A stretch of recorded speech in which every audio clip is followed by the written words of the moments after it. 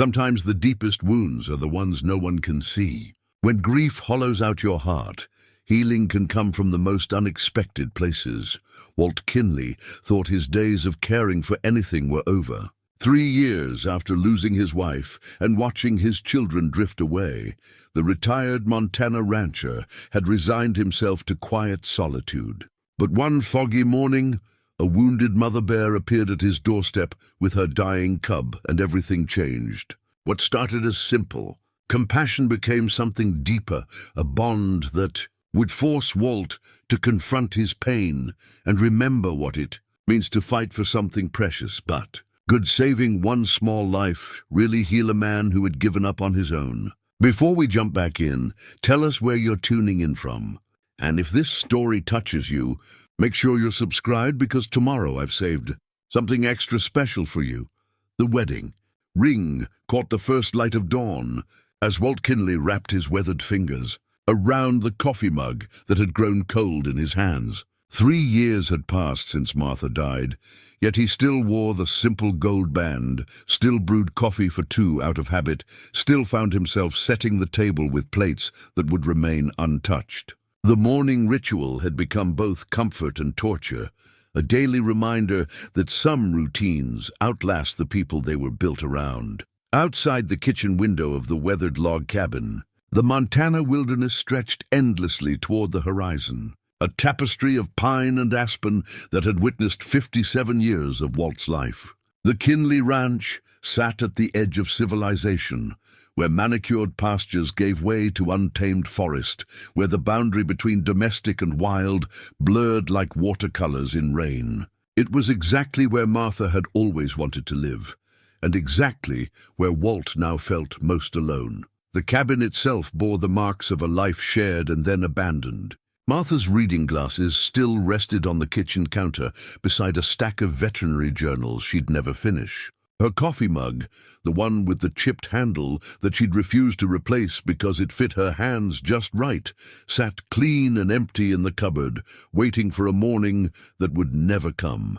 Walt had thought about packing away her things a dozen times, but somehow his hands always stilled before he could bring himself to erase the last physical evidence of their 43 years together. The ranch itself reflected the same suspended animation. What had once been a thriving operation with cattle scattered across rolling pastures had dwindled to a handful of horses and enough land to keep a man busy, but not enough to keep him sane. Walt maintained the fences, tended the animals, and kept the machinery running more out of muscle memory than any real sense of purpose. The work provided structure to days that otherwise threatened to collapse under the weight of silence.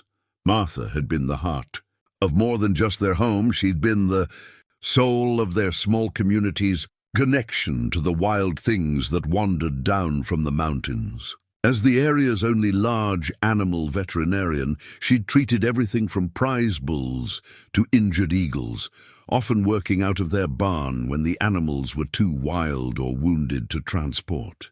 Walt could still picture her in those moments, her graying hair pulled back in a practical ponytail, her steady hands moving with the confidence of someone who understood that healing was both science and art. Her veterinary kit still sat exactly where she'd left it, a worn leather case in the barn, filled with instruments that gleamed with meticulous care. Syringes, surgical scissors, bottles of medication, and sutures lay nestled in felt-lined compartments like sleeping instruments waiting for a conductor's hand. Walt hadn't opened the case since the funeral, couldn't bring himself to touch the tools that had once extended Martha's gift for healing into the world.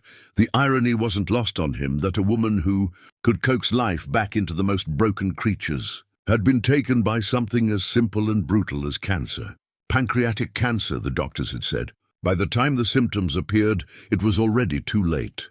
6 months from diagnosis to goodbye, 6 months of watching the strongest person he'd ever known fade like autumn leaves. Their children blamed him for waiting too long to insist she see a doctor. Emma, their eldest, had driven up from Denver for the funeral and spoken to him in clipped professional tones that cut deeper than any shouting match could have. She was a lawyer now, successful and controlled, with 2 teenage children Walt barely knew and a husband who'd never warmed to the rough edges of ranch life. Their son David lived even further away, both geographically and emotionally.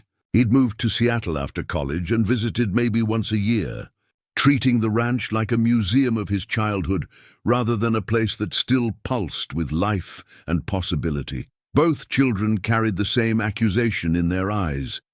If Dad had pushed harder, if he'd made Mom go to the doctor sooner instead of accepting her assurances that it was just stress, just overwork, just the natural aches of a woman approaching 60, maybe she'd still be alive. Maybe their family wouldn't be scattered like dandelion seeds in a harsh wind. Walt understood their anger because he carried it too, turned inward like a blade that had found its home between his ribs. He'd replayed those months 1,000 times, questioning every decision, every moment he'd chosen to trust Martha's judgment over his growing worry.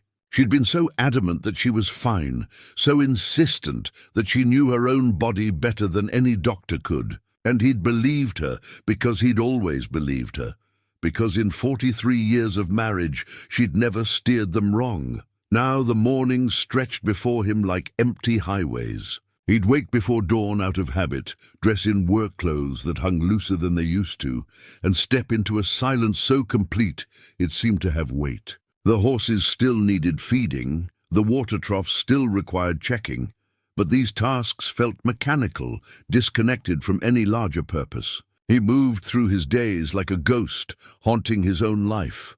The isolation had settled around him gradually, the way snow accumulates, imperceptible at first, then suddenly deep enough to trap you. Phone calls from concerned neighbors became less frequent, as Walt's responses grew shorter and less encouraging. Invitations to church dinners and community gatherings went unanswered. The mailbox at the end of the long driveway filled with flyers and bills, but rarely anything that connected him to the world beyond his property line. Some evenings, when the silence became unbearable, Walt would find himself standing in the barn where Martha used to work. The space still smelled faintly of antiseptic and hay, still held the echo of her voice, talking gently to frightened animals. He'd run his fingers along the wooden examination table she'd built herself, remembering the countless creatures that had found healing under her hands. Injured hawks, abandoned fawns, cattle with difficult births. Dogs hit by cars, all had passed through this space and emerged changed by her touch. The mountains that ringed their valley seemed different now too, more forbidding than protective. What had once felt like a natural fortress against the chaos of the modern world now felt like a prison of stone and sky. The seasons cycled through their ancient rhythm, the explosive green of spring, the golden abundance of summer, the fire-bright glory of autumn, the stark honesty of winter. But Walt observed them with the detachment of someone watching a movie he'd seen too many times. Winter had been particularly brutal this year, with storms that kept him housebound for days at a time. During those long nights, with wind howling through the eaves and snow piling against the windows, Walt had found himself talking to Martha's memory, asking her questions he'd never had the courage to voice when she was alive. Did she know how much he depended on her strength? Did she understand that without her, he felt like a man trying to navigate without a compass? Spring had arrived grudgingly, with patches of snow lingering in the shadows, long past their welcome. But now, in early June, the world around the ranch pulsed with renewed life. Wildflowers dotted the meadows in splashes of purple and yellow. The aspens wore their new leaves like coins catching the light. Creek water, swollen with snowmelt, sang its way down from the high country. It was the kind of morning that would have sent Martha reaching for her camera, eager to capture the interplay of light and shadow across the landscape she loved. Walt finished his cold coffee and set the mug in the sink. One more small ritual in a day that would unfold like all the others. Check the horses, repair whatever fence the winter had damaged, avoid the rooms in the house that held too many memories. He'd learned to navigate his grief by keeping to the edges of it, never diving too deep into the pain, but never fully emerging from its shadow either. As he pulled on his worn work jacket and reached for his hat, Walt caught sight of his reflection in the hallway mirror. The man looking back seemed older than his 64 years, his hair gone completely grey, his blue eyes dulled by too many mornings exactly like this one. He'd lost weight over the past year, his frame settling into the lean angles of someone who ate out of necessity rather than pleasure. The morning stretched ahead of him, predictable and safe in its emptiness. He had no way of knowing that within the hour everything would change, that a wounded mother bear would emerge from the forest carrying a burden of loss that mirrored his own, that Martha's leather veterinary case would finally be opened again, its instruments pressed into service not by her skilled hands, but by his trembling ones. That healing, when it finally came, would arrive in a form he never could have imagined. For now, Walt Kinley stepped into another ordinary morning, unaware that ordinary was about to become extraordinary, that solitude was about to become communion, and that a heart he'd thought permanently broken was about to discover it still had room for love. The fog rolled down from the mountains like a living thing, thick and grey and silent as a held breath. Walt stepped onto the porch with his coffee, the wooden boards creaking under his boots in the familiar morning symphony that had marked the beginning of his days for decades. The mist clung to everything, the fence posts, the barn roof, the meadow grass heavy with dew, transforming his familiar world into something ethereal and strange. He was halfway to the barn when he saw the shape moving through the fog.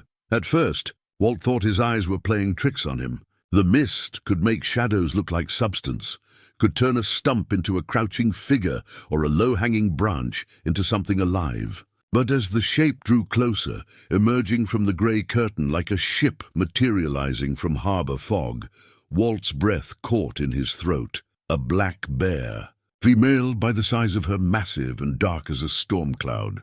But something was wrong with the way she moved. A pronounced limp in her front left leg, her great head hanging low with exhaustion.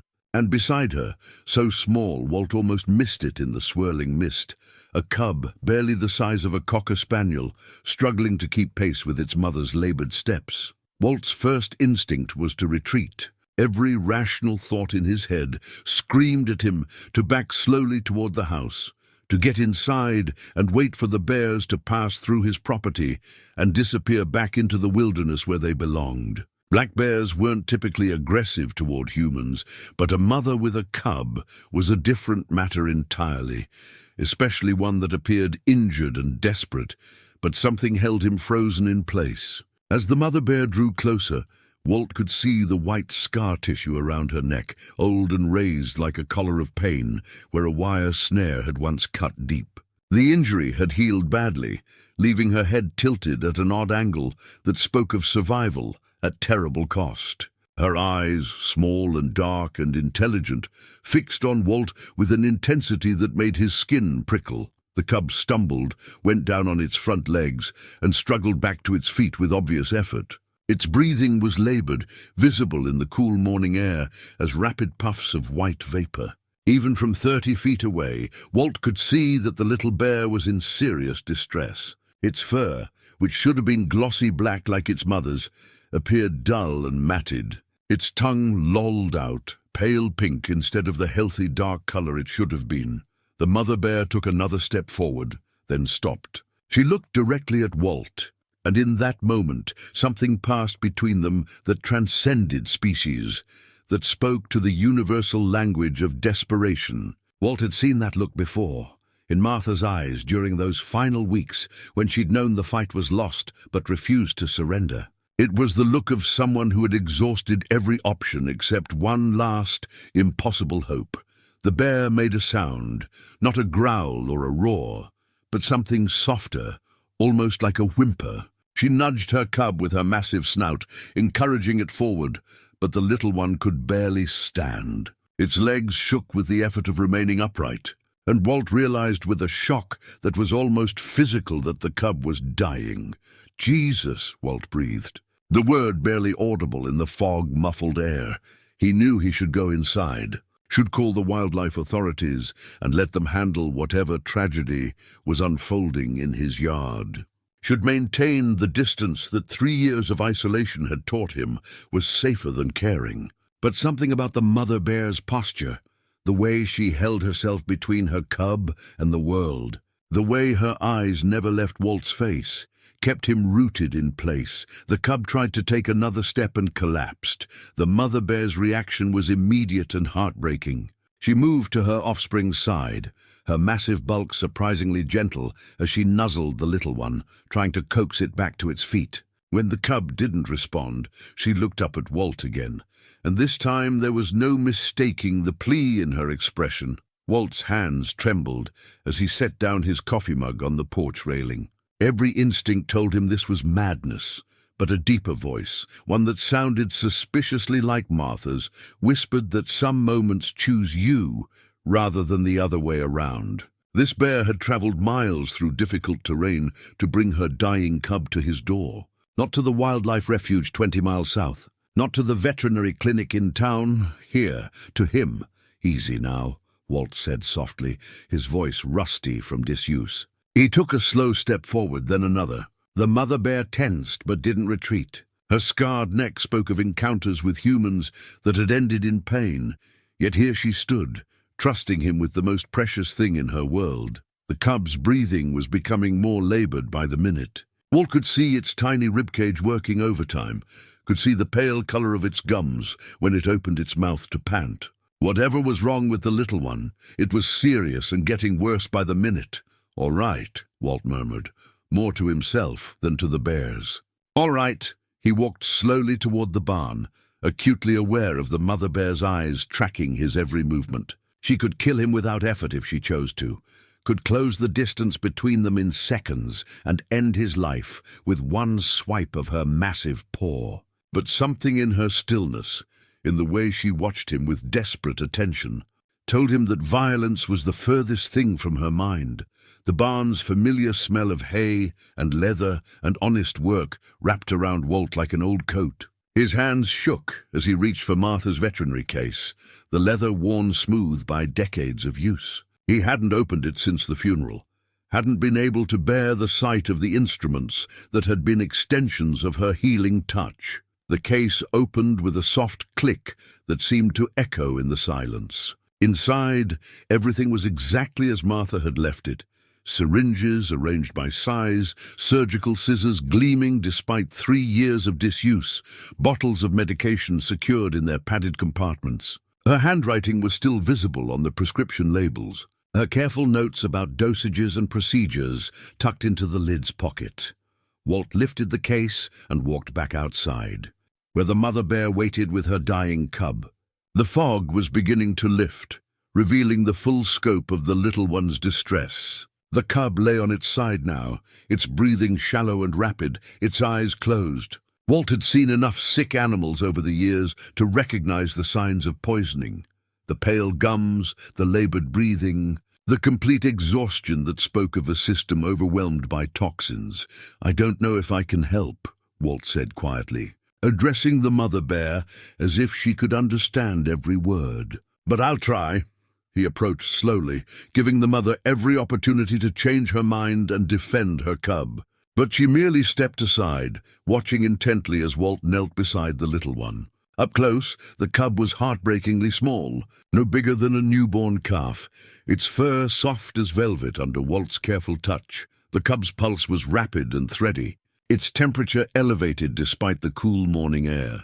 Walt's hands, steady now with purpose, moved over the little body, checking for injuries, assessing the situation with skills he hadn't known he possessed. Martha's voice seemed to whisper in his ear, guiding him through the examination, reminding him of the basics she'd taught him over the years. "Poisoning," he confirmed aloud, his voice stronger now. "Something toxic, recent by the look of it." The mother bear made that soft, whimpering sound again, and Walt looked up to meet her eyes. In them he saw his own grief reflected, the helpless rage of watching something precious slip away, the desperate need to do something, anything, to hold back the tide of loss. "I'll need to get some fluids into him," Walt said, opening Martha's case and selecting a syringe. Try to flush whatever's in his system. His hands were steady now, guided by muscle memory and the ghost of his wife's patient teaching. You're going to have to trust me. The mother bear settled down beside them, her massive bulk creating a windbreak against the morning chill. She positioned herself so she could watch Walt's every movement while still remaining close enough to intervene if necessary. But there was something in her posture that spoke of surrender, not defeat, but the kind of trust that emerges when all other options have been exhausted.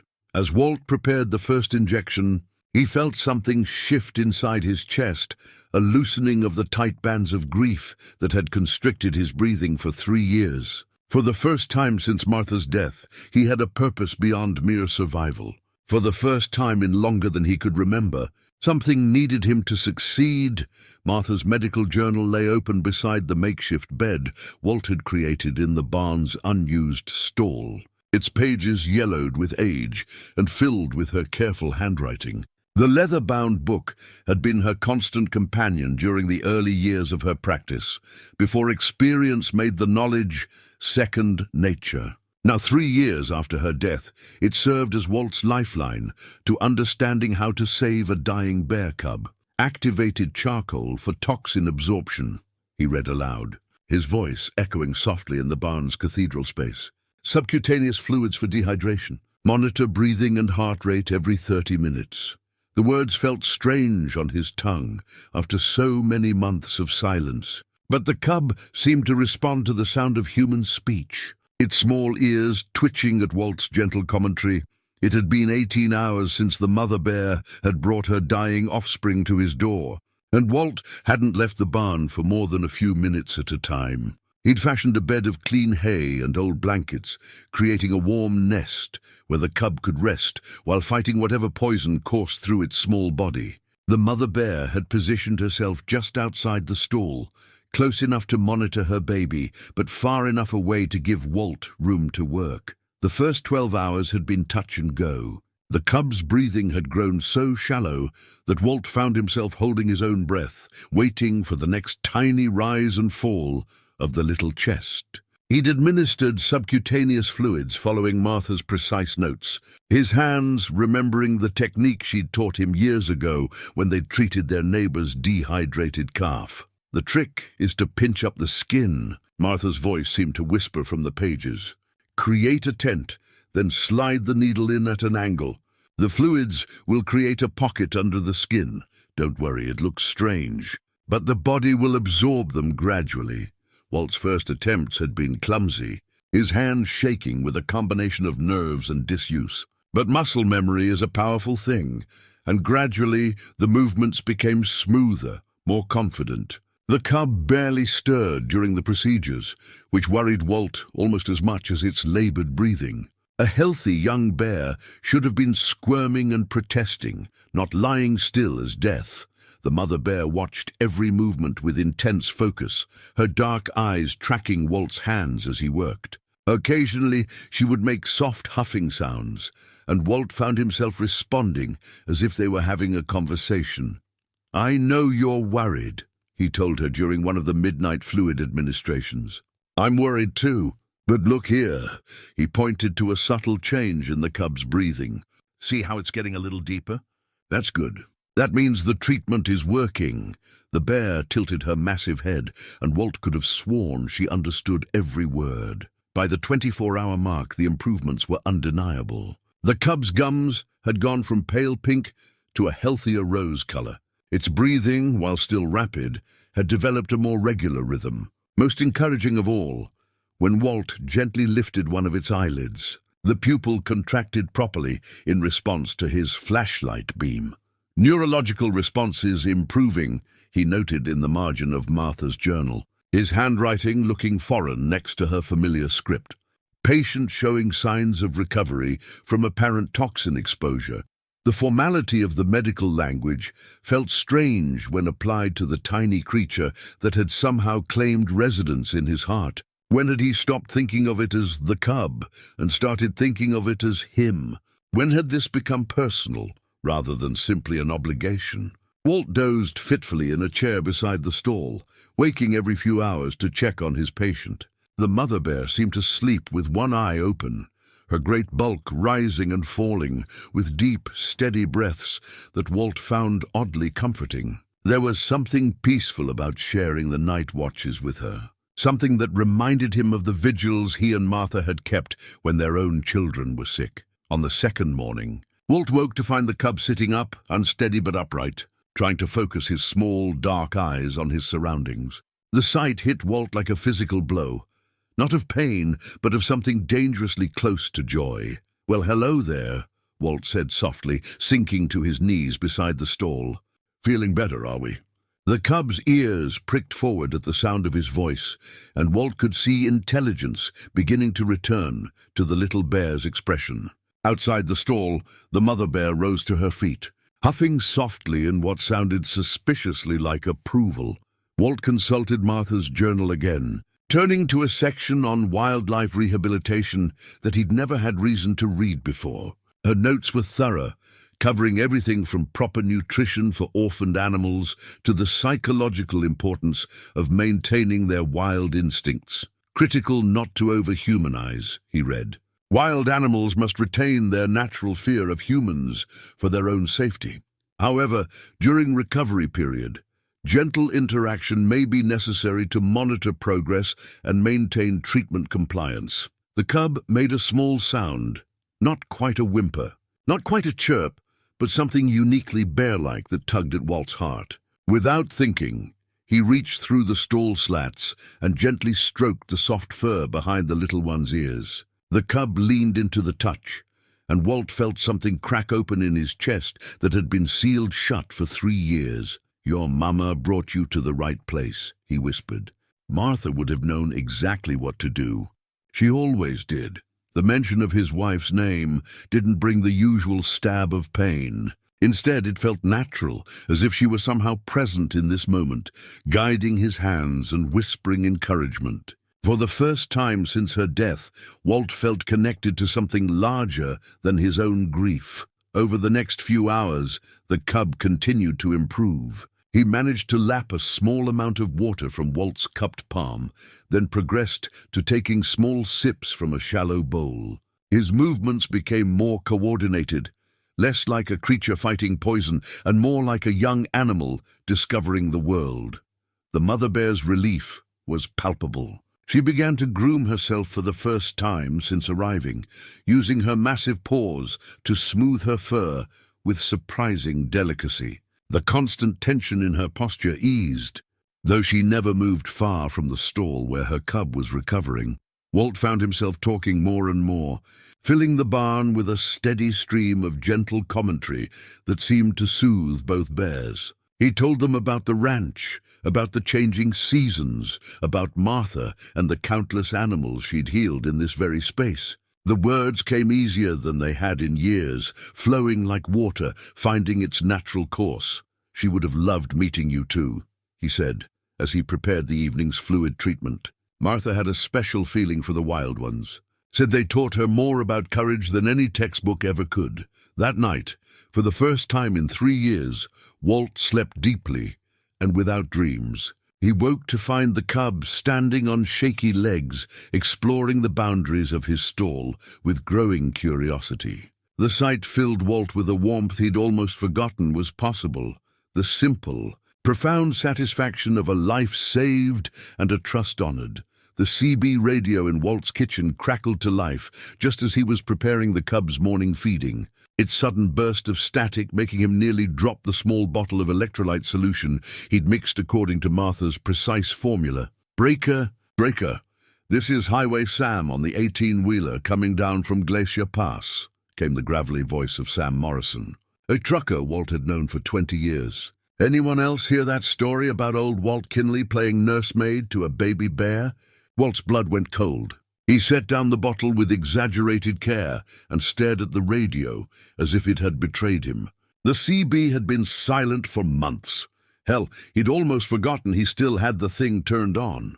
Martha used to monitor the local channel, staying connected to the scattered community of ranchers, truckers, and emergency responders who relied on the radio waves to stay in touch across the vast Montana distances. "Copy that," "Highway Sam," came another voice. "Jenny Martinez from the feed store in town. My cousin Betty works dispatch for Fish and Wildlife. Says they got 3 calls yesterday about some crazy hermit trying to doctor a bear cub. Folks driving up from Whitefish just to get a look." Walt sank into his kitchen chair, his stomach churning. This was exactly what he'd feared, exactly why he'd kept to himself for 3 years. People meant well, but they didn't understand that some things were too fragile, too precious, to survive the weight of public attention. "Ain't that something?" Sam's voice continued. Walt Kinley, quiet as a church mouse since his wife passed, now playing Dr. Dolittle with the local wildlife. "Life sure takes some interesting turns." Walt reached for the radio's power switch, then hesitated. These people weren't gossiping out of malice. They were genuinely curious, maybe even concerned. In a community spread across thousands of square miles, news traveled slowly and was savored when it arrived. Still, the thought of strangers driving up his long gravel road, of cameras and questions and the whole circus that seemed to follow any unusual story these days, made his chest tight with panic. He switched off the radio and walked back to the barn, where the mother bear immediately tensed at his approach. She'd been doing that more often over the past day, growing increasingly agitated as unfamiliar sounds drifted up from the main road. Twice she'd positioned herself between the barn entrance and her cub, hackles raised, when delivery trucks had rumbled past on their way to neighboring ranches. The cub, mercifully, continued to improve. He was taking solid food now, a mixture of ground meat and the specialized formula Walt had found in Martha's supplies. His eyes were bright and alert, tracking movement with the sharp interest of a healthy young animal. When Walt approached the stall, the little bear would shuffle to the front, reaching tiny paws through the slats as if asking to be petted. "Getting stronger every day," Walt murmured, scratching behind the cub's ears with one finger. "But we're not out of the woods yet, are we?" The sound of a vehicle turning up his driveway sent the mother bear into high alert. She rose to her full impressive height, sniffing the air and making low, rumbling sounds that vibrated through the barn's wooden frame. Walt's own nerves spiked as he recognized the engine sound, not a neighbor's familiar truck, but something smaller, quieter, a car. Through the barn's dusty window, Walt watched a compact sedan navigate the rutted driveway with the careful progress of someone unused to rural roads. The car bore the logo of the county veterinary clinic, and Walt's first instinct was to hide, to pretend he wasn't home, and hope whoever it was would simply go away. But the cub chose that moment to make one of his small, chirping sounds, and Walt realized with a sinking heart that his patient's needs trumped his own desire for privacy. Dr. Sarah Chen was younger than Walt had expected, probably in her early 40s, with short black hair and an efficient way of moving that reminded him powerfully of Martha. She climbed out of her car and stood for a moment, taking in the barn, the house, and the obvious signs of a man living alone without making any attempt to hide her observations. "Mr. Kinley," she called out, her voice carrying clearly in the morning air. "I'm Dr. Chen from the veterinary clinic in town. I heard you might need some assistance." Walt emerged from the barn, slowly, acutely aware of the mother bear's eyes tracking his movement. "Don't need any help," he said, the words coming out more gruffly than he'd intended. "Situation's under control." Dr. Chen smiled, and Walt noticed she didn't step any closer to the barn. Smart woman. She'd obviously spotted the mother bear and understood the delicate dynamics at play. "I'm sure it is. You've obviously done an excellent job so far.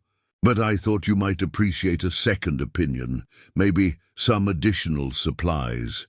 "Don't know what you're talking about," Walt said, but his heart wasn't in the denial. The truth was, he'd been worried about the cub's progress over the past 12 hours. The little one was eating and drinking, but something in his movements suggested he wasn't quite out of danger yet.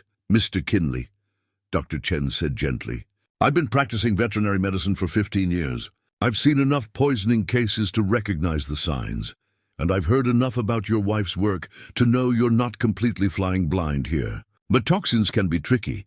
Sometimes there are secondary complications that don't show up until days after the initial exposure." The mother bear made a soft, huffing sound, and Walt glanced back at her uncertainly.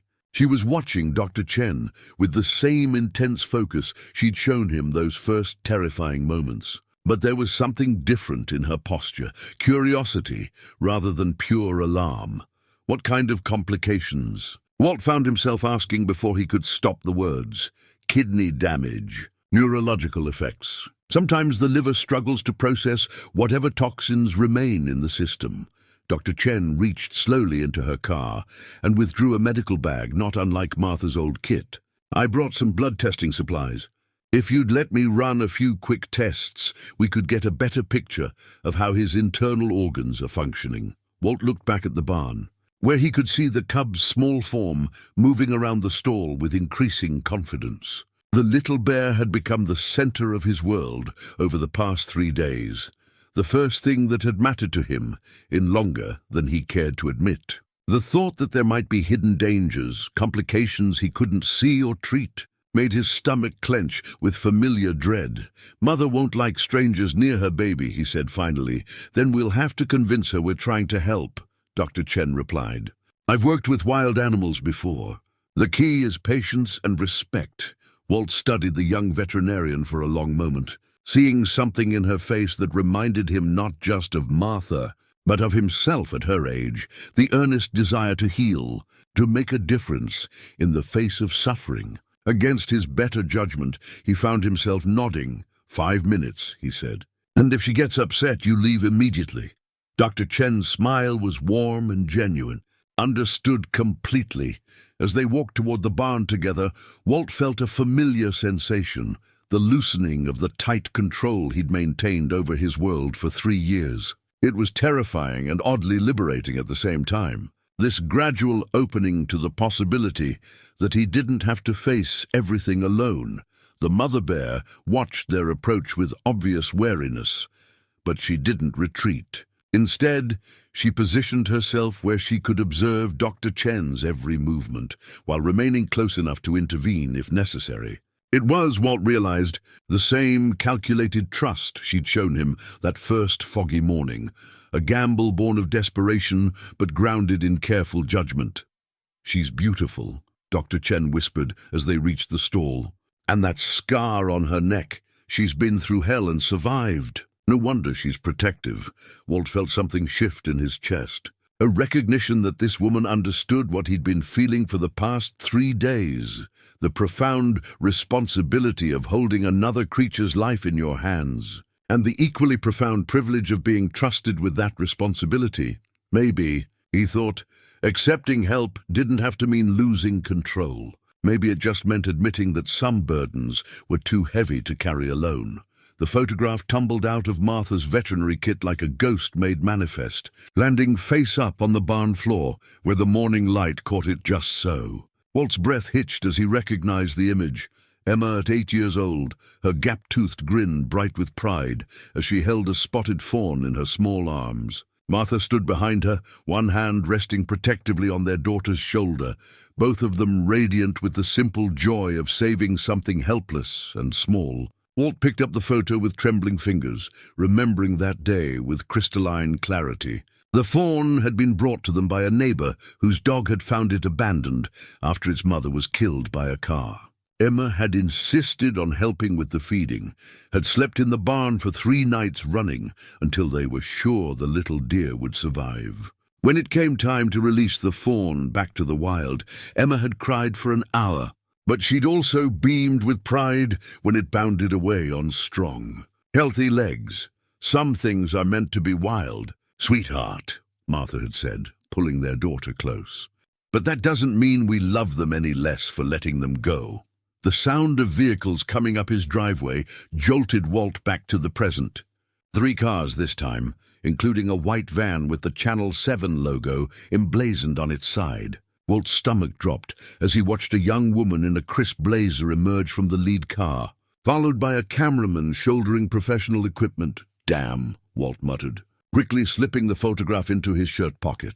The cub, now strong enough to stand and explore his stall with growing confidence, looked up at Walt's sharp tone with curious dark eyes. The mother bear's reaction was immediate and unmistakable. She rose to her full imposing height, hackles raised, and positioned herself squarely between the barn entrance and the approaching strangers. Her message was clear. No one passes without her permission.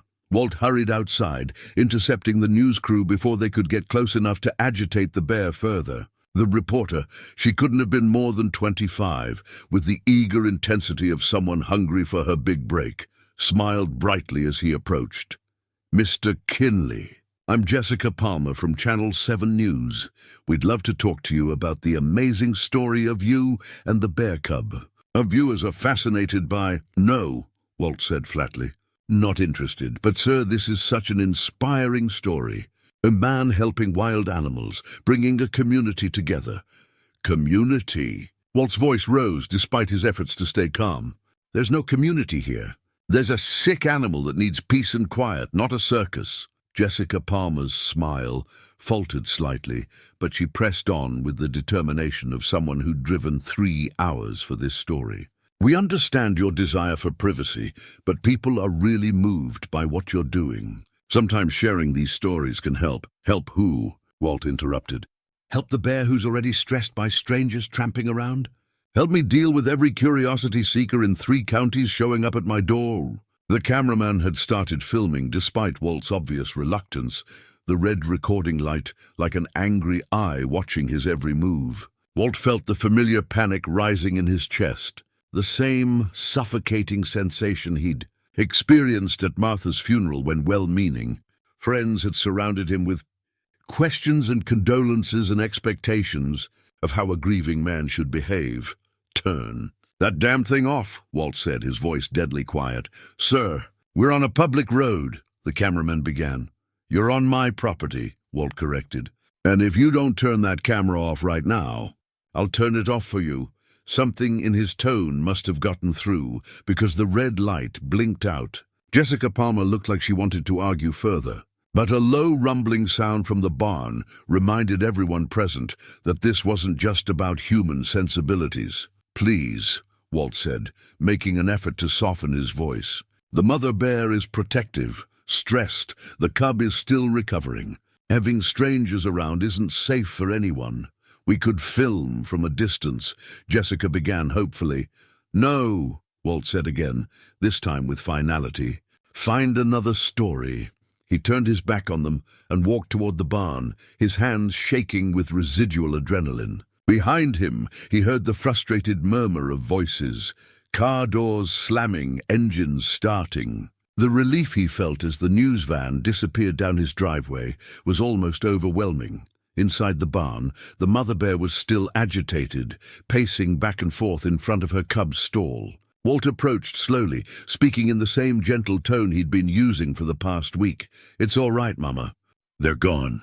Just you and me and the little one now." The cub had retreated to the back corner of his stall during the commotion, but at the sound of Walt's voice, he cautiously approached the front slats. Over the past few days, the little bear had developed an obvious attachment to Walt, greeting him each morning with small chirping sounds and reaching through the bars to touch his hands with surprisingly gentle paws. Walt knelt beside the stall and extended his fingers. The cub immediately pressed his small snout against them, a gesture that never failed to tug at Walt's heart. The trust implicit in that simple touch, a wild animal choosing to seek comfort from a human, was both humbling and terrifying. "Getting bigger every day," Walt murmured, noting how much more solid the cub felt, how his movements had gained coordination and purpose. "Your mama's going to want you back soon." The thought should have brought relief. Wild animals belonged in the wild, not in barn stalls being hand-fed by lonely old men. But Walt found himself dreading the inevitable day when the cub would be strong enough to leave, when the mother bear would lead her offspring back into the forest, and Walt would be alone again, with his ghosts and his guilt. The photograph in his pocket seemed to burn against his chest. Emma had been about the same age as his grandchildren were now, back when the Kinley family had been whole and happy and united in their mission to help wounded things heal. Before cancer and silence and the terrible weight of words left unsaid had torn them apart. Walt pulled out his phone, staring at Emma's number for a long moment before his thumb moved to dial. The phone rang once, twice. "Dad!" Emma's voice was cautious, surprised. They hadn't spoken in 6 months. "Emma," Walt's throat felt dry. I wanted to call. Is everything okay? Are you sick?" The concern in her voice was immediate and genuine, and Walt felt a familiar stab of guilt. His daughter's first assumption was that something was wrong with him, because why else would he break the silence that had stretched between them for so long? "I'm fine," he said quickly. There's something happening here and I thought you should know." "What kind of something?" Walt looked toward the stall, where the cub was now playing with a piece of rope Walt had given him, his movements full of the boundless energy of youth and recovery. How could he explain this to someone who thought he'd lost his mind to grief? "I'm taking care of an injured animal," he said finally. "A bear cub. His mother brought him to me." The silence on the other end of the line stretched so long that Walt wondered if the connection had been lost. "Dad," Emma said finally, her voice taking on the careful tone she used in court when dealing with unstable clients. "Are you sure that's safe?" "The mother trusts me," Walt said, knowing how it sounded but unable to find better words.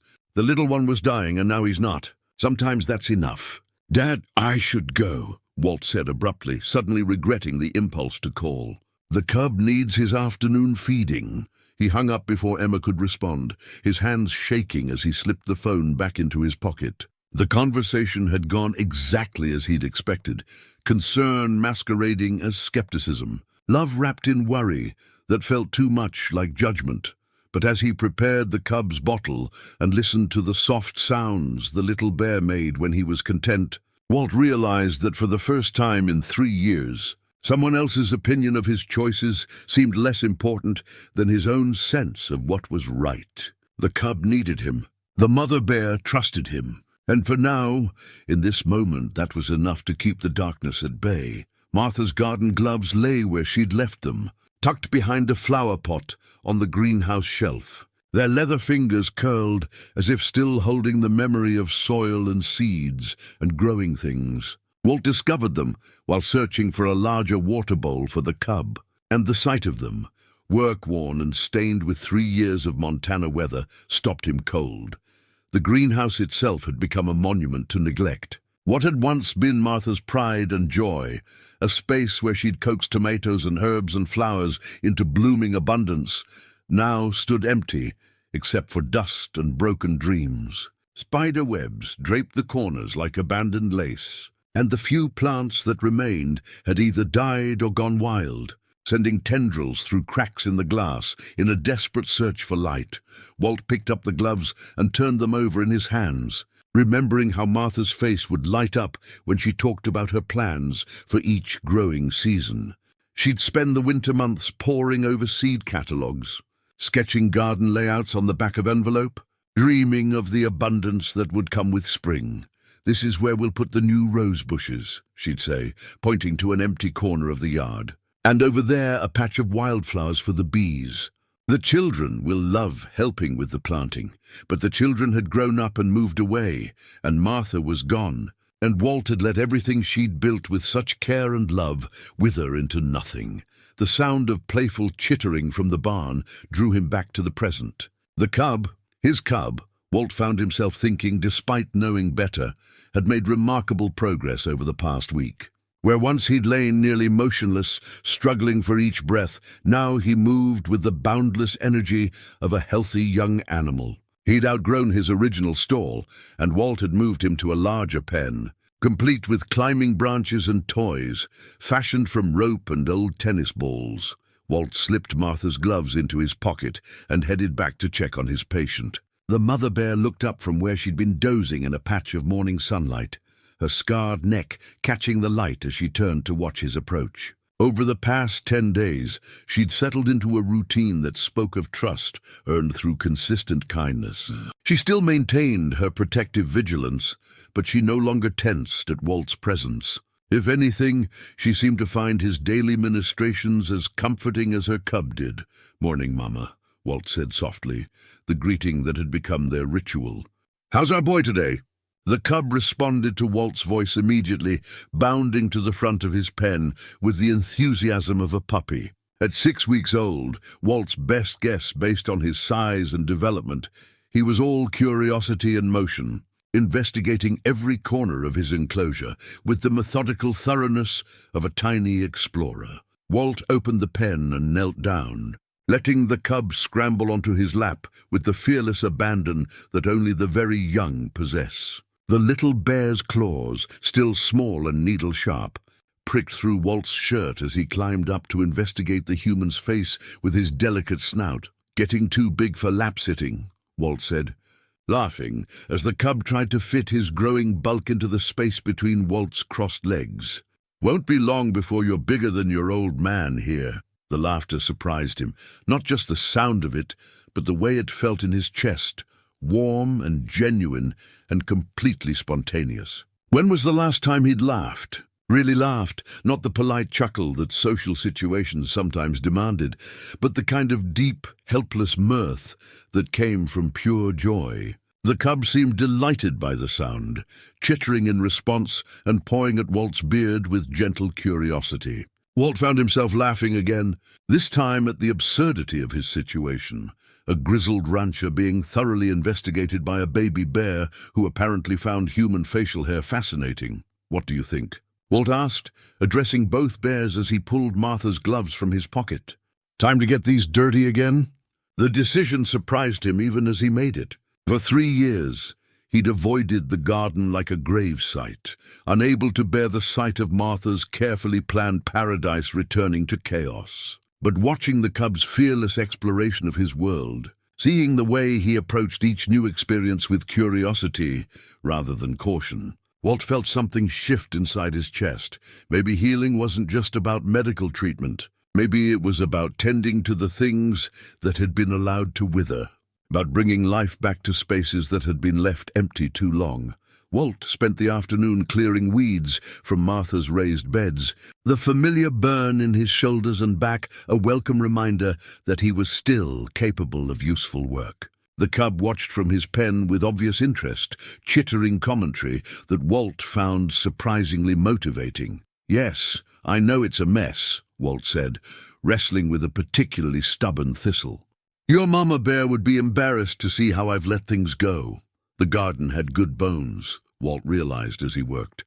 Martha had planned it with the eye of someone who understood both plants and the harsh realities of mountain weather.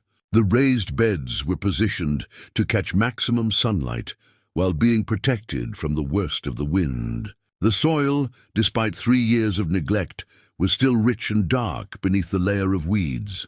As he worked, memories surfaced like flowers after a long winter. Emma, at 5, her small hands helping to plant bean seeds in carefully measured rows. David, at 7, more interested in the earthworms than the vegetables, but still proud to help his mother with her projects. Family dinners featuring produce from their own garden. Martha's face glowing with satisfaction as she served meals that had literally grown from their shared efforts. The children had loved helping in the garden when they were small. It was one of the few activities that could hold their attention for hours. The immediate gratification of seeing seeds sprout, the treasure hunt aspect of searching for ripe tomatoes hidden among the leaves, the simple pleasure of getting their hands dirty in service of something good and growing. "Dad, can we plant sunflowers?" Emma had asked one spring when she was maybe 8 years old. "Really tall ones that are taller than me?" "Sunflowers it is," Martha had said, already mentally rearranging her garden plan to accommodate her daughter's request. "We'll plant them along the back fence where they won't shade the other plants." Those sunflowers had grown 12 feet tall that summer, their massive golden heads following the sun's path across the sky like botanical disciples. Emma had measured herself against them every week, cheering each time she grew another inch closer to their towering height. The memory should have brought pain.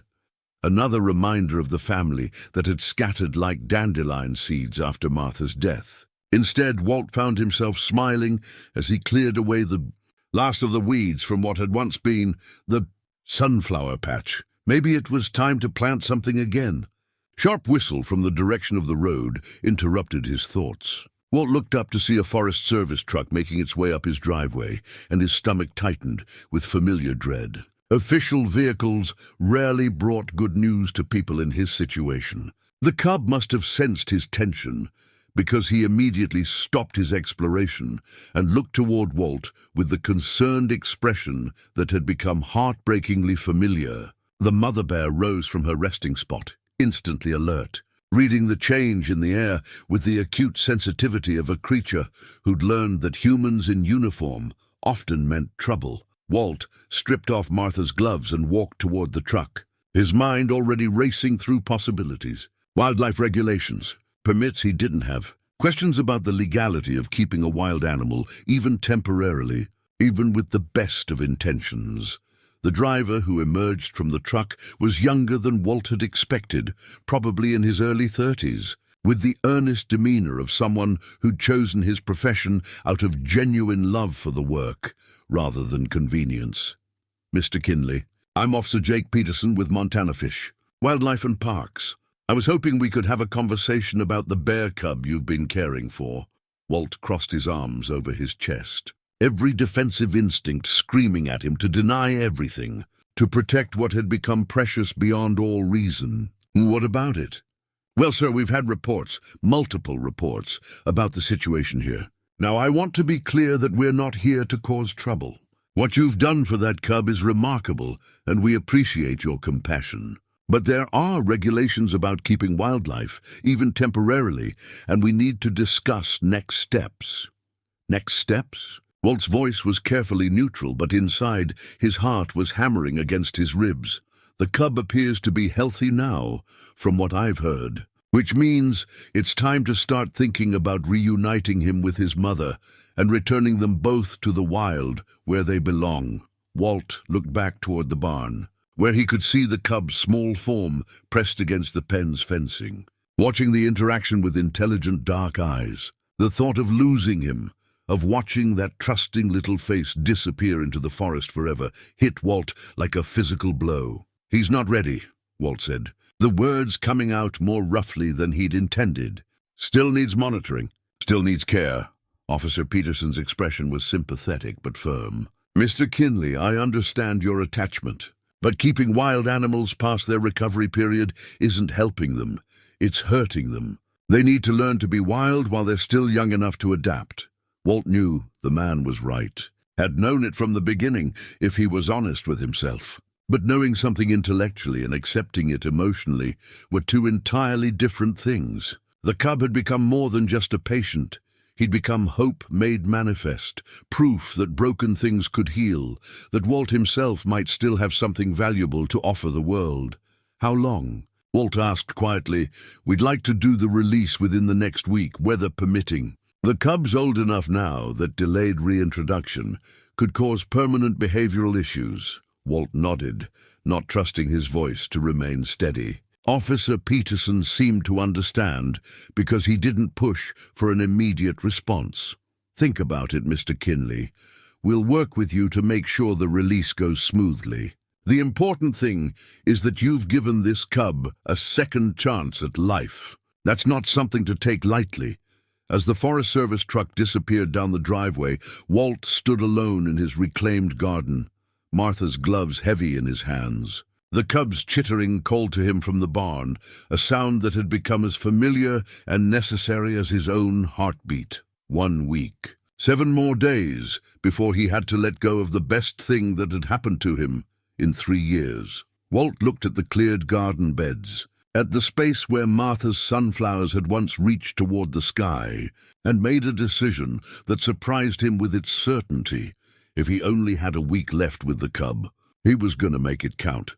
The poisoned bait looked innocuous enough, a chunk of meat the size of Walt's fist, wrapped in what appeared to be ordinary butcher paper and tucked beneath a fallen log about a mile from his property line. If Officer Peterson hadn't suggested they search the area for clues about what had sickened the cub, Walt never would have found it.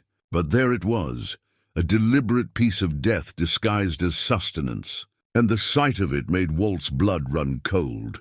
"Strychnine," Officer Peterson said grimly, using a pair of tongs to lift the bait into an evidence bag. highly concentrated from the smell of it. Enough to kill a full-grown wolf within hours, or a bear cub within minutes. Walt stared at the innocuous-looking package, his mind reeling. That's what poisoned him? Almost certainly. Bears are curious, especially young ones. He probably found this, took a bite, and got just enough toxin in his system to nearly kill him. Peterson sealed the evidence bag and made a note on his clipboard. He's lucky to be alive.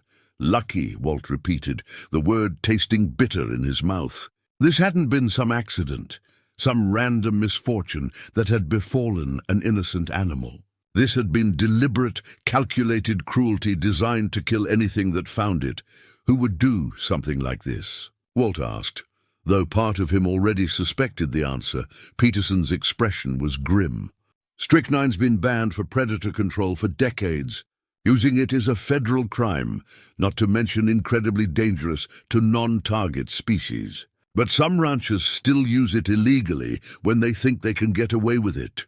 Walt's hands clenched into fists at his sides. You're talking about wolves. Wolves, coyotes, mountain lions, anything they consider a threat to livestock. Peterson gestured toward the forest that stretched away in all directions.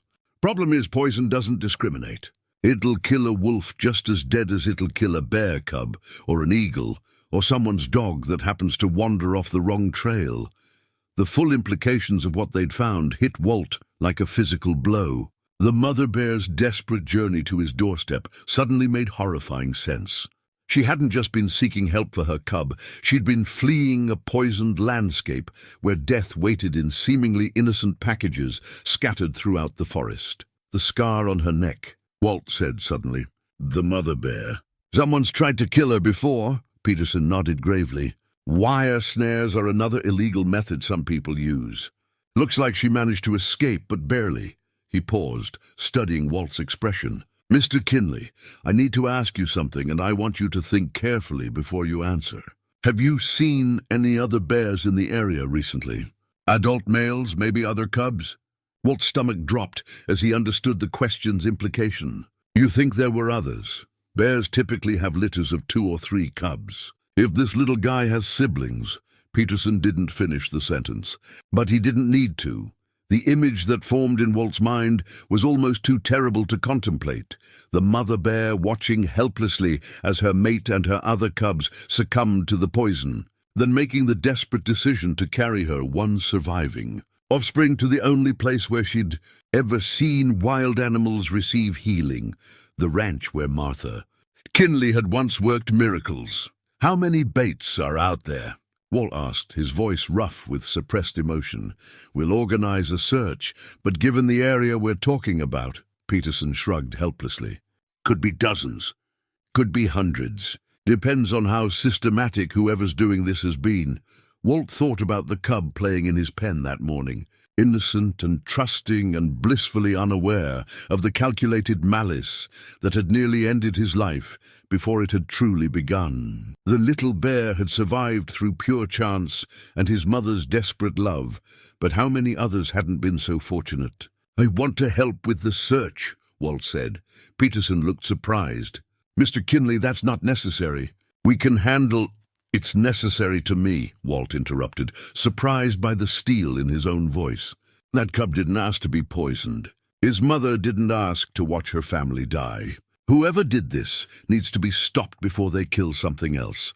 They found 3 more baits over the next 2 hours, each one carefully positioned near game trails where hungry animals would be likely to investigate. The pattern was methodical, professional. This wasn't the work of someone acting out of momentary frustration, but rather a systematic campaign to eliminate every large predator in the area. By the time they returned to Walt's ranch, Officer Peterson had filled an entire evidence box with illegal poison baits, and Walt's anger had crystallized into something cold and implacable. The cub greeted him with his usual enthusiastic chittering, pressing his small snout through the pen's fencing to touch Walt's outstretched fingers. The simple gesture of trust and affection made Walt's throat tight with emotion. We'll run tests on the baits. Try to trace where the strychnine came from, Peterson said as he loaded the evidence into his truck. But I'll be honest with you, prosecuting these cases is tough. Hard to prove who placed the baits, and even harder to get convictions. What if someone was willing to testify? Walt asked. Someone who'd seen the results firsthand? Peterson studied Walt's face carefully. Are you talking about yourself, Mr. Kinley? I'm talking about doing whatever it takes to make sure this doesn't happen again. That evening, Walt sat in his kitchen with a cup of coffee gone cold, staring at the business card Officer Peterson had left behind. The card belonged to a federal prosecutor who specialized in wildlife crimes, someone who might be interested in building a case against whoever was poisoning the forest. For 3 years, Walt had avoided anything that might draw him back into the world beyond his property line. He'd cultivated isolation, like other people cultivated gardens, building walls of silence and solitude that kept him safe from the messy complications of human interaction. But as he listened to the cubs' contented sounds drifting from the barn, Walt realized that some things were worth risking that carefully maintained distance. The phone rang 6 times before anyone answered. Federal Prosecutor's Office, this is Janet Mueller. Ms. Mueller, this is Walt Kinley. I was told you might be interested in information about illegal wildlife poisoning. The conversation that followed lasted 45 minutes and left Walt feeling simultaneously drained and energized.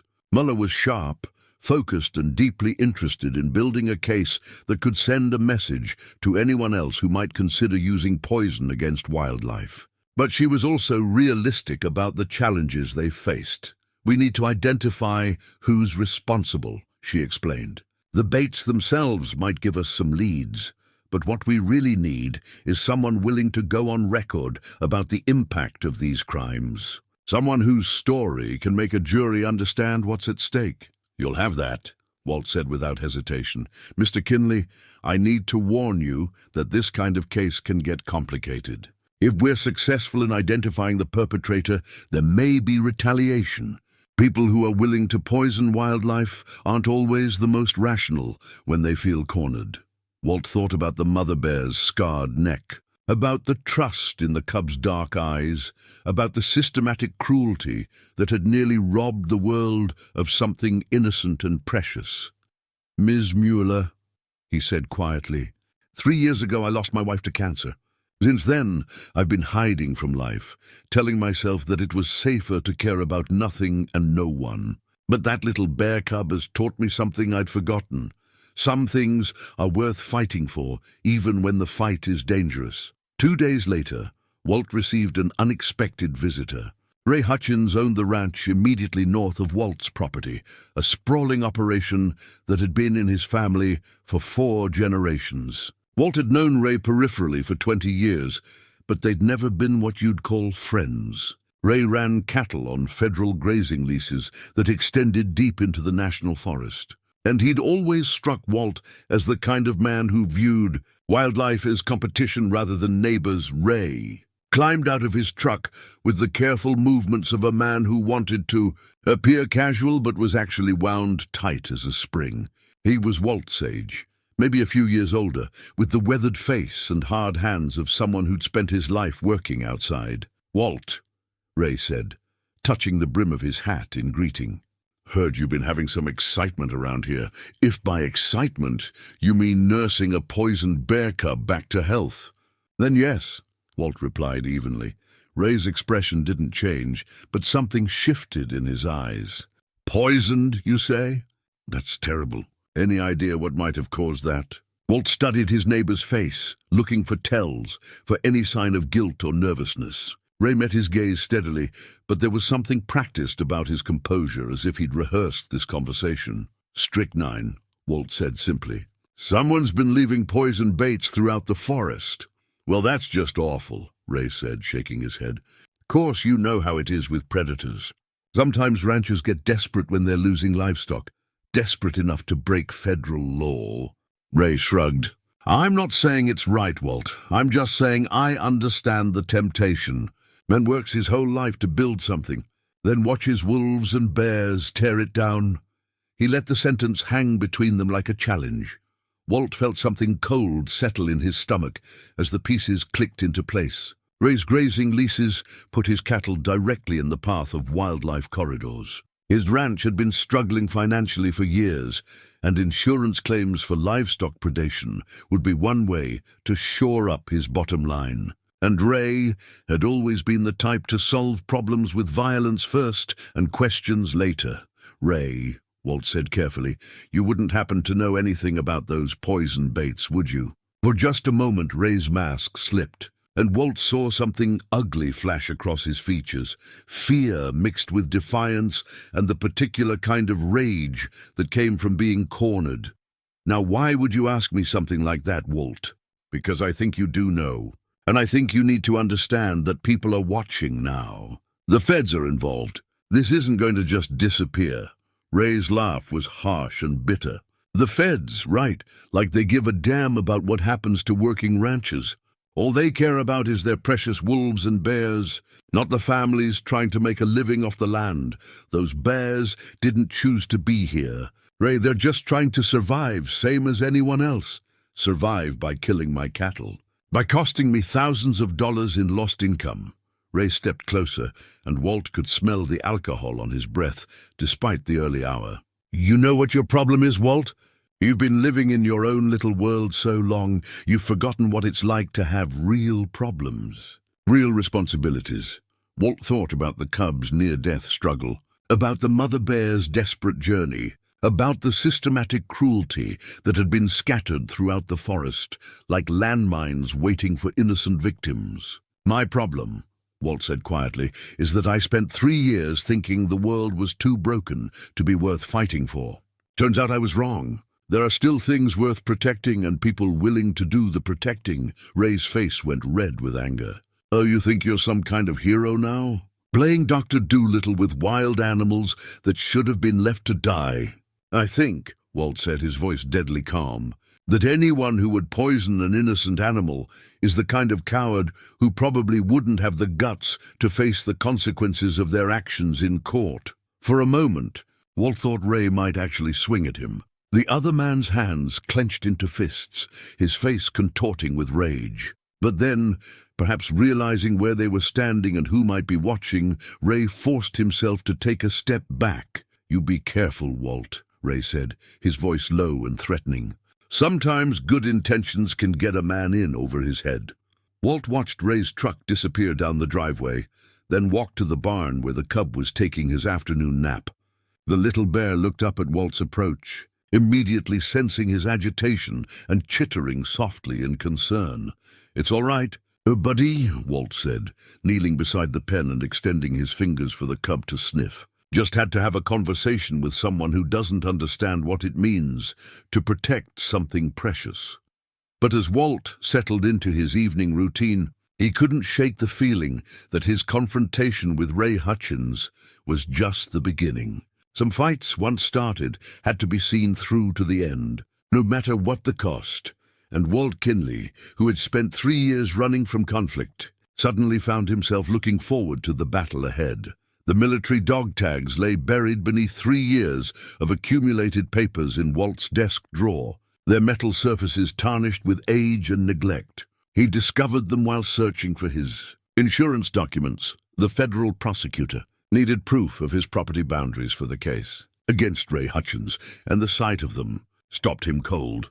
Walter James Kinley, 11B20, B+ blood type. The stamped letters were still clearly visible despite the tarnish, along with his service number and the faded outline of Martha's name listed as his emergency contact. Walt ran his thumb over the metal, remembering the weight of them around his neck during 2 tours in Vietnam. Back when he was young enough to believe that courage and firepower could solve any problem, he'd been a different man then. Staff Sergeant Kinley, squad leader, the guy other soldiers looked to when the situation went sideways and someone needed to make the hard decisions. That man felt like a stranger now, separated from Walt's current self by decades of civilian life and the grinding weight of loss. But as he held the tags in his weathered hands, Walt could feel something stirring inside him, some echo of the soldier he'd once been. The phone rang, jarring him back to the present. Janet Mueller's voice was crisp and businesslike, but Walt could hear the excitement beneath her professional tone. Mr. Kinley, we've got good news. The lab results came back on those poisoned baits, and we found something interesting. The strychnine was mixed with a specific brand of beef tallow that's only sold through agricultural supply stores. We've traced the purchases to 3 stores in your county, and we're working on getting the sales records. How long before you can make an arrest? Walt asked. Soon, I hope. But there's something else we need to discuss. The story's gone national, Mr. Kinley. CNN picked it up this morning. Rancher risks all to save poisoned bear cub. They want to do an interview. Walt's stomach clenched. The local attention had been bad enough. But national news meant satellite trucks, cameras, reporters trampling through his property and turning his private sanctuary into a media circus. I don't want to do any interviews, he said. I understand your reluctance, but think about what this could accomplish. Your story, what you've done for that cub, what you're willing to risk to see justice done. It could change how people think about wildlife conservation. It could save lives.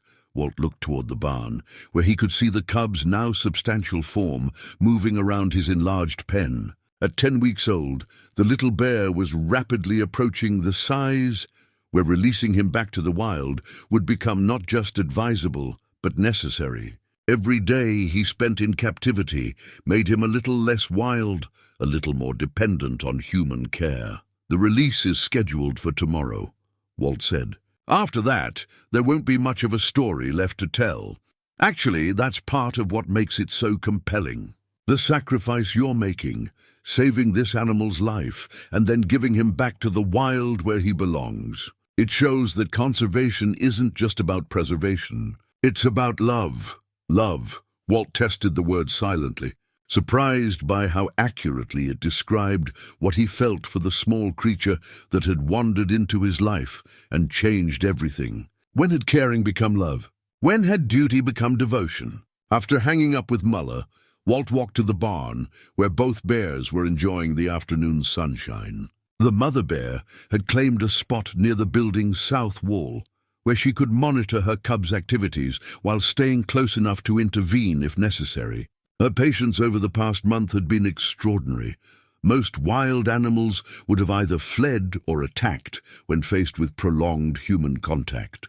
But she seemed to understand that her cub's recovery required this temporary suspension of natural behavior. The cub himself was a revelation. Where once he'd been a tiny, helpless creature fighting for each breath, he was now a robust young bear whose playful antics could make Walt laugh, despite his growing dread about tomorrow's release. The little one had developed his own personality over the weeks, curious but cautious, affectionate but independent, with a mischievous streak that reminded Walt powerfully of his own children at that age. Getting too big for that pen, Walt observed as the cub stood on his hind legs to investigate something interesting on a high shelf. Won't be long before you're bigger than your old man here.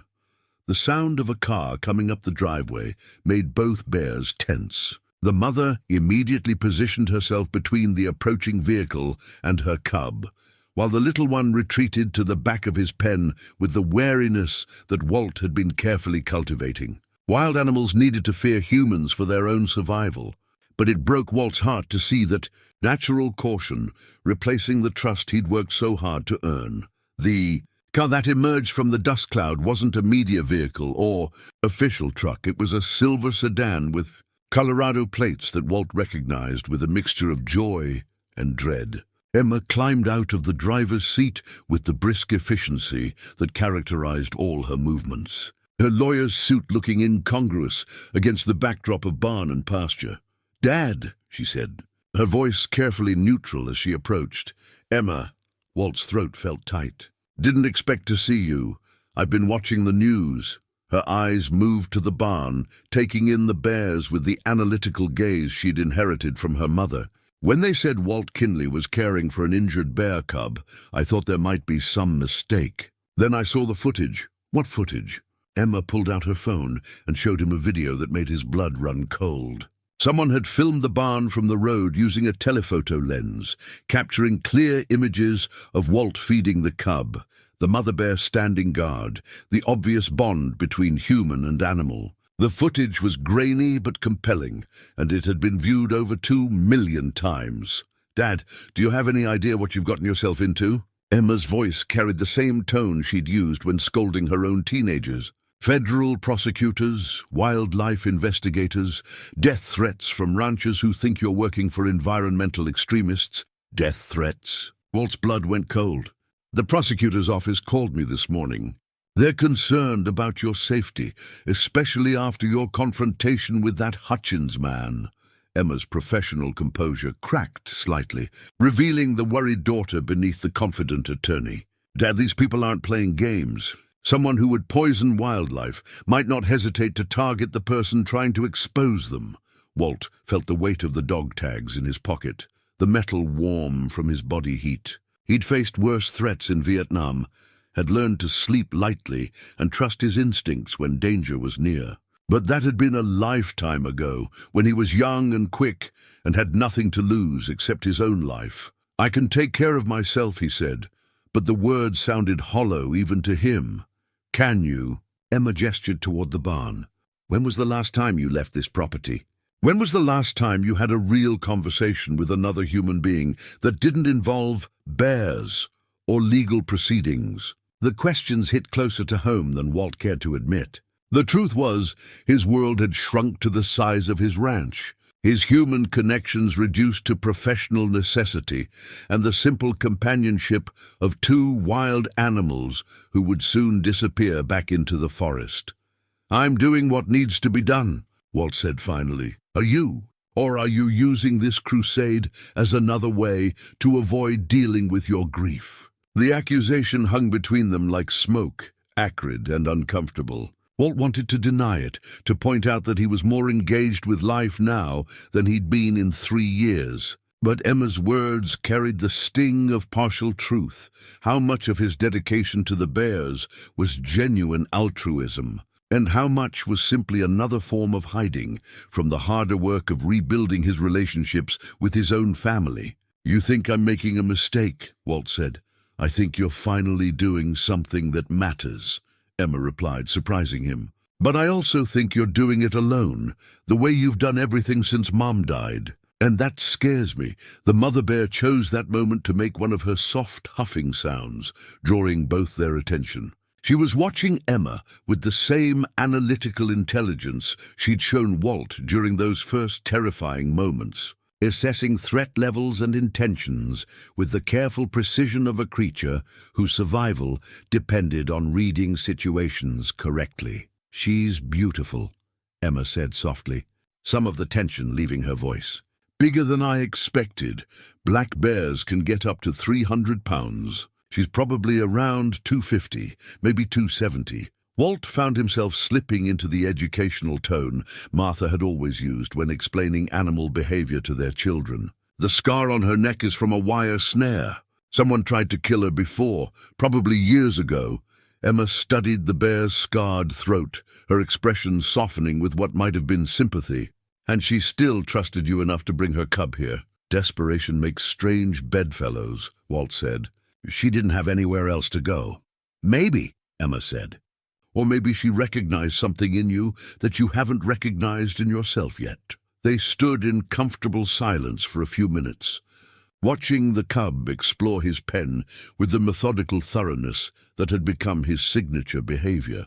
Walt realized with a start that this was the longest conversation he'd had with his daughter in over a year. The first time they'd shared space without the weight of accusation and guilt, making every word a potential weapon. "The release is tomorrow," Walt said finally. "I know.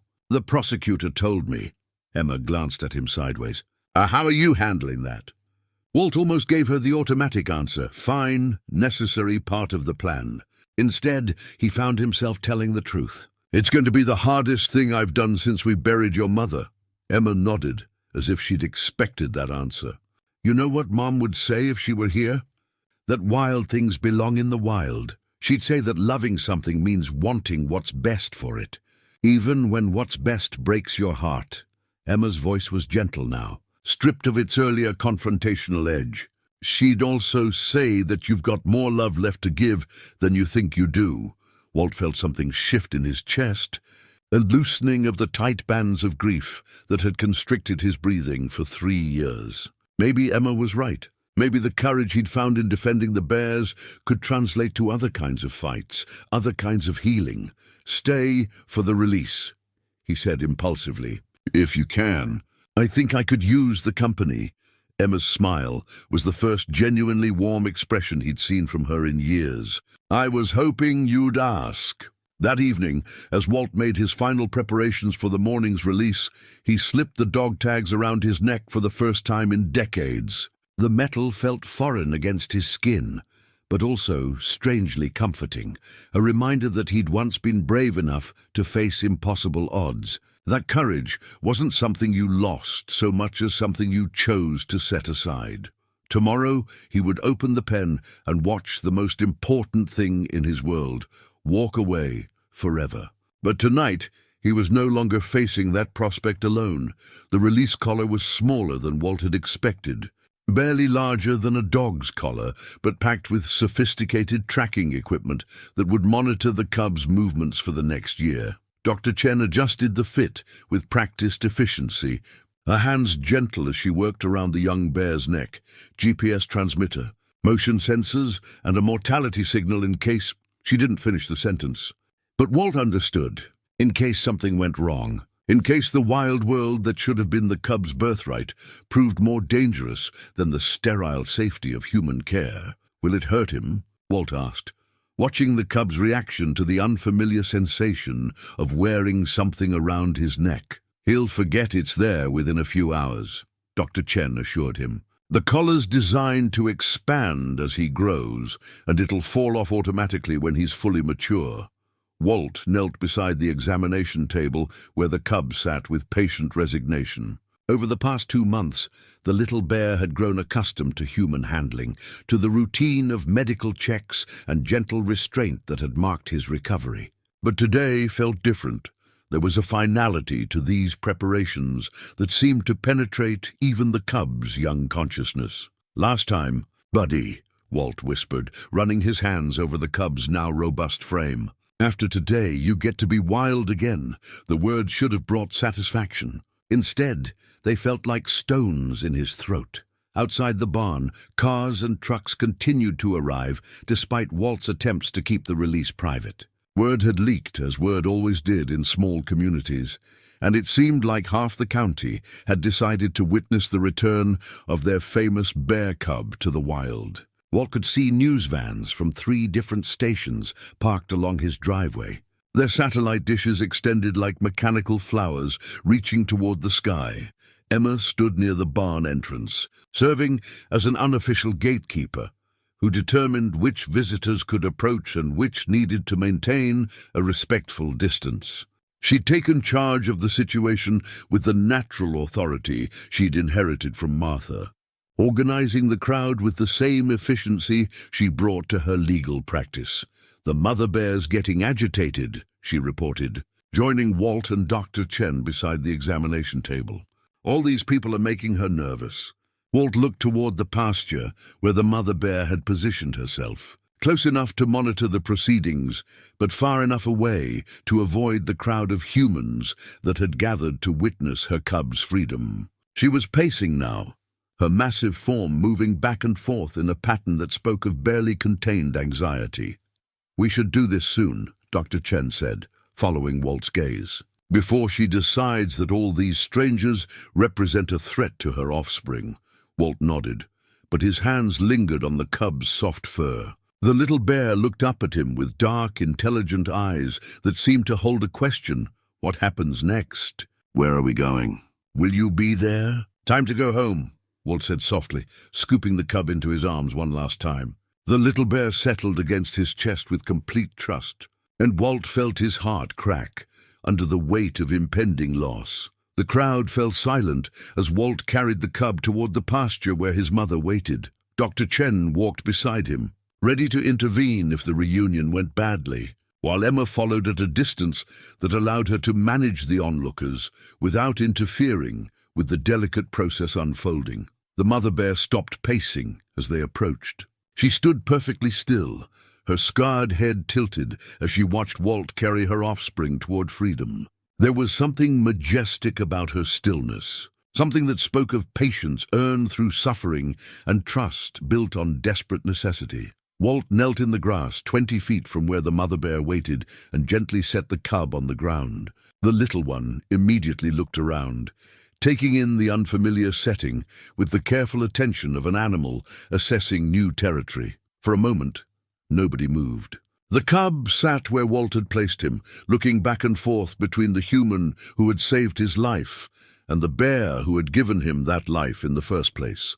The mother made a soft chuffing sound, the same gentle call Walt had heard her use during their long weeks of shared vigil. The cub took a tentative step toward his mother, then stopped and looked back at Walt. In that moment, Walt saw his own future stretching before him like an empty highway, the quiet barn, the morning routines without purpose, the slow return to the isolation that had nearly consumed him before two desperate bears had wandered into his world. "Go on," Walt said, his voice barely above a whisper. "She's waiting for you." The cub made one of his familiar chittering sounds, a noise that had become as familiar to Walt as his own heartbeat. Then he took another step toward his mother, and another, his movements gaining confidence as instinct began to override learned behavior. The mother bear remained perfectly still until her cub was close enough to touch. Then, with a gentleness that seemed impossible in such a massive creature, she reached out with one enormous paw and drew him against her side. The reunion was silent but profound.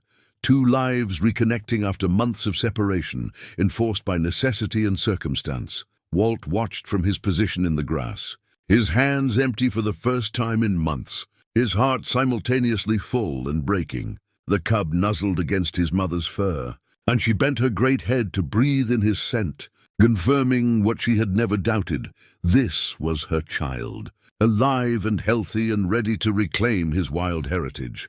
But the cub wasn't quite finished with his human caretaker. After a few moments pressed against his mother's side, he turned back toward Walt and took several steps in his direction. The crowd held its collective breath, uncertain whether they were witnessing a touching farewell or a dangerous failure of the release process. Walt forced himself to remain motionless as the cub approached. The little bear stopped just out of arm's reach and made one final chittering sound, a noise that seemed to carry all the gratitude and affection that language couldn't express. Then he turned and walked back to his mother, his decision made, his wild nature asserting itself over 2 months of human care and kindness.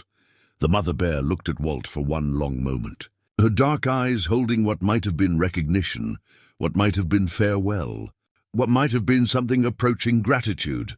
Then she turned toward the forest that stretched away beyond the pasture, her cub falling into step beside her with the natural grace of an animal, returning to where he belonged. Walt watched them walk away, his throat tight with unshed tears, his heart full of an emotion too complex for simple words. Behind him, he could hear the quiet murmur of the crowd, the click of cameras, the satisfied voices of people who had witnessed something rare and beautiful.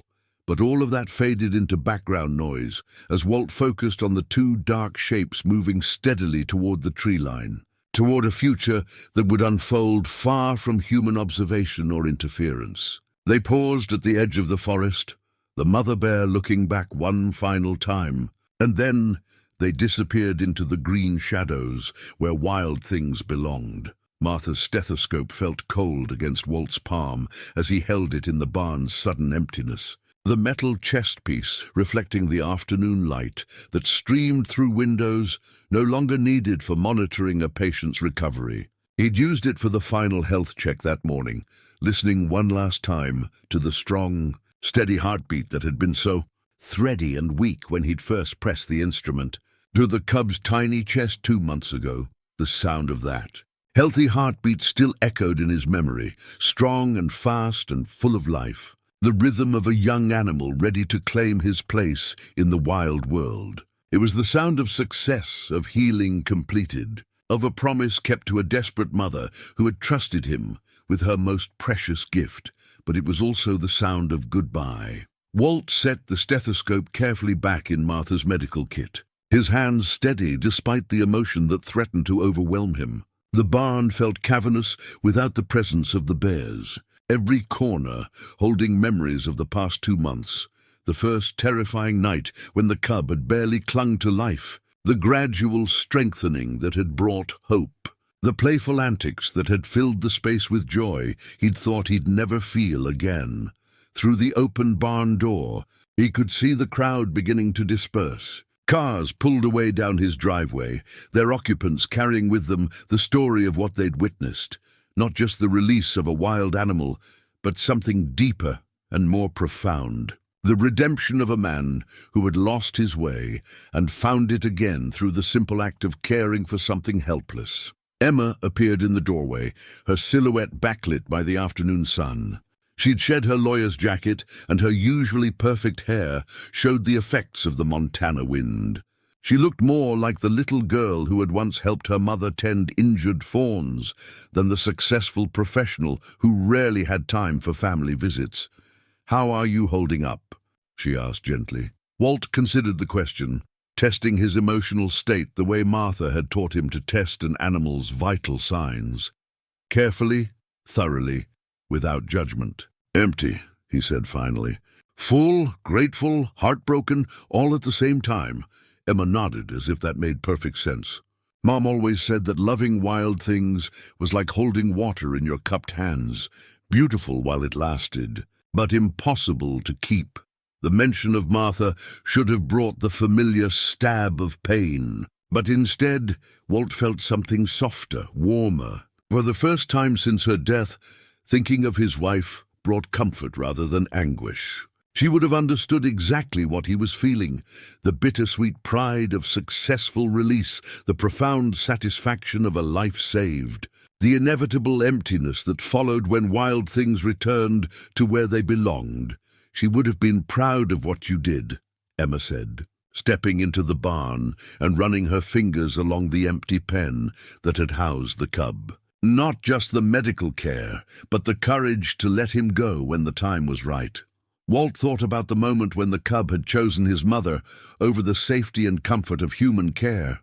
The way the little bear had walked toward his wild future without looking back. It had been the outcome Walt had worked toward from the beginning, but watching it happen had still felt like having his heart carved out with a dull knife. The hardest part, Walt said, his voice rough with emotion, was knowing it was right. Knowing that loving him meant losing him. Emma moved to stand beside him, close enough that their shoulders touched. It was the most physical affection they'd shared in years, a small gesture that spoke of barriers beginning to crumble. "Is that what happened between us?" she asked quietly. "After Mom died, did you think that loving us meant pushing us away?" The question hit Walt like a physical blow, stripping away the careful defenses he'd built around his grief. He saw himself as his children, must have seen him in those awful months after Martha's funeral, a man so wounded by loss that he'd retreated from any connection that might threaten to hurt him again. "He didn't know how to be your father without being her husband," Walt admitted. "Everything I knew about family, about love, about being the man you needed me to be, it all came through her. When she died, I felt like I died too." Emma was quiet for a long moment, but when she spoke, her voice was thick with unshed tears. "We needed you to be our father, not a perfect one. Just ours." Walt felt something break open in his chest, some dam that had been holding back 3 years of accumulated emotion. The tears came then. Not the bitter tears of loss he'd shed in the dark hours after Martha's death, but something cleaner, more healing. He wept for the time they'd lost, for the grandchildren who barely knew him, for the way grief had made him a ghost in his own life, but he also wept with gratitude, for the desperate mother bear who had trusted him with her cub's life, for the little bear who had taught him that his heart could still hold love, for his daughter who had driven 600 miles to stand beside him in his moment of triumph and loss. "I want to do better," Walt said when the tears finally subsided. "I want to try again, if you'll let me." Emma's answer was to wrap her arms around him in a fierce hug that reminded him powerfully of the embraces she'd given him as a child. when scraped knees and hurt feelings could be healed with nothing more than her father's attention and affection. They stood that way for a long time, holding each other in the barn where healing had taken so many forms over the past 2 months. Outside, the last of the cars disappeared down the driveway, leaving behind only the natural sounds of the Montana wilderness, wind in the trees, the distant call of a hawk, the whisper of grass moving in the afternoon breeze. Somewhere in that vast forest, a young bear was learning to be wild again, his radio collar sending signals that would allow scientists to track his progress for years to come. His mother would teach him which berries were safe to eat, how to fish for salmon in the rushing streams, how to prepare for the long sleep of winter. He would grow strong and independent, eventually finding a mate and raising cubs of his own. In carrying forward the genetic legacy that had almost ended in a pile of poison bait, Walt would never see him again. But he would always know that somewhere in the mountains, a life continued because one desperate mother had made an impossible choice to trust a broken man with her most precious gift. And perhaps most importantly, Walt would carry forward his own legacy, not the bitter isolation of the past 3 years, but the rediscovered knowledge that love didn't end with loss, that healing was always possible, and that sometimes the greatest act of courage was simply opening your heart to the possibility of caring again. Martha's stethoscope rested quietly in its case, its work complete, its testimony to the healing power of love finally heard. The new photograph sat on Walt's kitchen table where Martha's reading glasses used to rest. Its bright colors, a stark contrast to the weathered wood and the faded memories that had dominated his home for 3 years. Emma had taken it the previous weekend during her visit with the grandchildren. Walt, surrounded by his family in Martha's restored garden, sunflowers towering behind them like golden sentinels. Everyone laughing at something his grandson had said about the way bears brush their teeth. 6 months had passed since the release, and Walt barely recognized the man in the photograph. The hollow-eyed hermit who had emerged from the fog that morning to find a dying bear cub had been replaced by someone whose eyes held light again, whose smile reached all the way to the corners of his weathered face. The change hadn't happened overnight. Healing never did, but it had been as steady and sure as the seasonal turning of the earth. The Wildlife Rehabilitation Program had contacted him 2 weeks after the release, asking if he'd be willing to serve as a foster home for orphaned and injured animals. Walt's success with the bear cub had earned him a reputation in the conservation community, and his remote location made him an ideal candidate for housing creatures that needed space and quiet to heal. He'd said yes without hesitation, understanding finally that his gift wasn't for isolation, but for creating sanctuary. Since then, Martha's barn had housed a rotating cast of patients, a golden eagle with a broken wing, 3 orphaned raccoon kits whose mother had been killed by a car, a young elk that had gotten tangled in fence wire. Each arrival brought its own challenges and rewards, its own lessons about the resilience of life and the responsibility that came with being trusted to heal what was broken. Walt had also become an unexpected advocate for wildlife protection, testifying before state committees about the dangers of illegal poisons and working with law enforcement to identify and prosecute environmental crimes. Ray Hutchins had eventually been arrested and convicted on federal charges, sentenced to 2 years in prison, and ordered to pay substantial fines for his systematic poisoning campaign. The victory had felt hollow at first. No amount of legal justice could bring back the animals that had died from Ray's poison. But Walt had learned that sometimes the point wasn't to undo past damage, but to prevent future harm.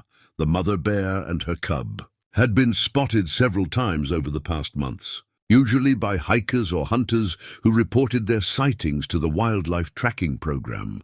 The cub, now approaching full adult size, was thriving in the wild, his radio collar providing scientists with valuable data about bear behavior and habitat use. Walt treasured each report like a letter from a beloved friend, evidence that his temporary guardianship had accomplished its ultimate goal. Emma visited regularly now, sometimes bringing the grandchildren for weekend stays that filled the old house with laughter and chaos Walt had almost forgotten he missed. David had called from Seattle just last week, tentatively asking if he might bring his own family for Christmas, if that wouldn't be too much trouble. Walt had said yes immediately, already planning how to accommodate everyone and wondering if Martha's old cookie recipes were still tucked away in her kitchen drawer. The reconciliation with his children hadn't erased the years of distance and hurt, but it had proved that relationships, like injured animals, could heal if given proper care and patience. Emma had stopped treating him like a fragile invalid who might shatter if exposed to strong emotions, and Walt had stopped assuming that his children's lives were better off without his complicated presence. Martha's garden had become a symbol of this renewal, its restored beds producing an abundance that Walt shared with neighbors and visitors. The sunflowers Emma had loved as a child grew tall and proud along the back fence, their massive heads tracking the sun's daily journey across the Montana sky. Walt tended the plants with the same gentle attention he'd given the bear cub, understanding finally that growth required both nurturing and the wisdom to step back when independence was ready to flourish. The CB radio in his kitchen crackled with regular conversation now, Walt's voice joining the scattered community of ranchers and truckers who used the airwaves to stay connected across the vast distances. He'd become something of a local celebrity, the hermit who'd emerged from isolation to save a bear and discovered that healing others had somehow healed himself. But perhaps the most profound change was the simplest one. Walt no longer set the table for two each morning, not because he'd forgotten Martha or stopped missing her, but because he'd learned to honor her memory through engagement with life rather than retreat from it. She lived on in the garden she'd planned, in the barn, where her veterinary kit still guided his treatment of injured animals, in the values she'd instilled in their children, and the love she'd taught him was stronger than loss. On quiet evenings, when the day's work was done and the current patients were settled for the night, Walt would sometimes walk to the edge of his property where the forest began. He'd stand there in the gathering darkness, listening to the sounds of wild things going about their ancient business, and feel connected to something larger than his own small corner of the world. Sometimes, if he was very still and very lucky, he'd catch a glimpse of movement in the deeper shadows, a flash of black fur, the brief outline of a massive form moving with surprising grace through the undergrowth. He never tried to approach or call out, understanding that the greatest gift he could give his former patients was the space to remain truly wild. But knowing they were out there, thriving in the world they'd been born to inhabit, filled him with a satisfaction deeper than any he'd ever known. Walt Kinley had learned that sometimes the deepest wounds were indeed the ones no one could see, and that healing could come from the most unexpected places. He discovered that love didn't end with loss, but transformed into something else: legacy, purpose, the courage to open wounded hearts to new possibilities.